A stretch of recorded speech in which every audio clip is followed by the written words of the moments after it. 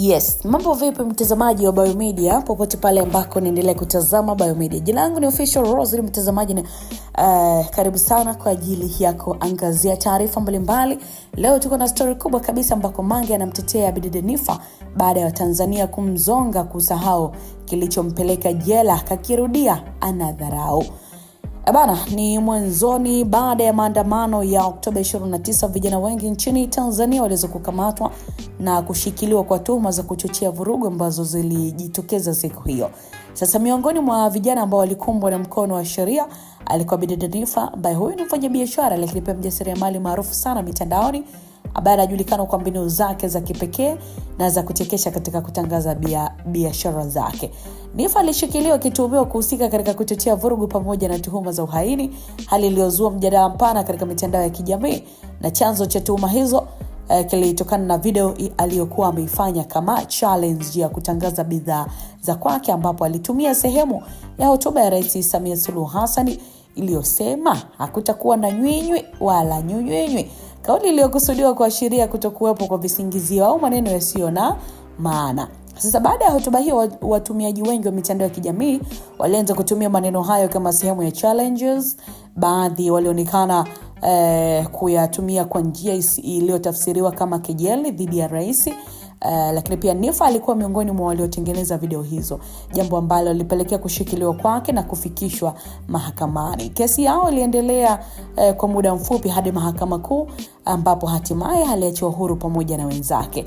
Hata hivyo, mjadala mpya umeibuka tena baada ya Niffer kuachia video nyingine siku ya jana akitangaza dawa ya mswaki anayodai kusaidia kuondoa harufu mbaya ya mdomo. Na katika video hiyo Niffer alisikika akisema hakutakuwa na harufu wala harufu, kauli iliyowafanya wengi kuilinganisha moja kwa moja na ile ya awali ya hakutakuwa na nyunyu wala nyunyu iliyomuingiza matatizoni. Ingawa safari hii alikuwa anaeleza moja kwa moja faida ya bidhaa yake kuhusu kuondoa harufu ya kinywa, baadhi ya watumiaji wa mitandao wametafsiri video hiyo kama kejeli ya wazi au kumbukumbu ya tukio la awali.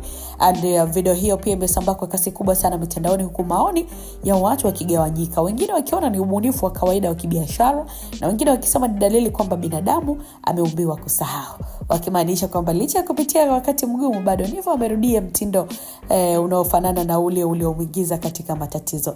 Kwa sasa video hiyo imeendelea kuzua mijadala mingi sana mikali mitandaoni, ikionyesha jinsi nafasi ya mitandao ya kijamii ilivyo na nguvu katika kujenga na kubomoa taswira ya mtu, hasa kwa watu maarufu wanaotumia ubunifu kama silaha yao kuu ya biashara. Lakini mtazamaji wa Biomedia, baada ya mijadala kuwa mingi mtandaoni kufuatia Niffer kufanya remix ya wimbo wa nyunyunywi wala nyunyunywi ambao ulisababisha kupelekwa jela na mamake kumlilia Rais wa Jamhuri ya Muungano wa Tanzania, mpaka pale ambako Niffer aliweza kutolewa, siku ya leo dada wa taifa huyu mwanaharakati Mange Kimambi kupitia ukurasa wake wa X zamani kama Twitter amewajibu wa Tanzania ambao wanamzonga Niffer. Mange ameonekana akimtetea kwa kusema kuwa Niffer hana nidhamu ya uoga na msimtishe kama mmezoea uoga ni nyinyi bwana, yaani mtu aache kufanya biashara zake kisa vitisho. Pia Niffer alitoka kwa zamana, sio msamaha.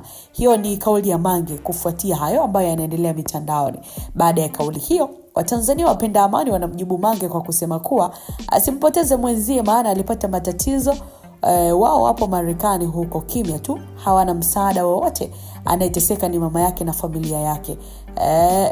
Ni bora Niffer aendelee na biashara zake tu, ati haya mambo kama kuna anayemshauri kwa ajili ya pesa, kiukweli sasa hivi asirudie tena, kwa sababu kirudi jela hata toka tena. Serikali ilishasema kwamba imetoa msamaha kwa atakayerudia kosa, hakutakuwa na msamaha kwa mara nyingine tena. So mtazamaji unayefuatilia Biomedia, una nini cha kumwambia Niffer pengine baada ya kurudia kilichompeleka jela? Mtuandikie kwenye maoni mawazo yako mwanzo mpaka mwisho, tuweze kuiangazia kwa wakati mwingine. Hapo umeweza kuenjoy. Till next time, bye bye.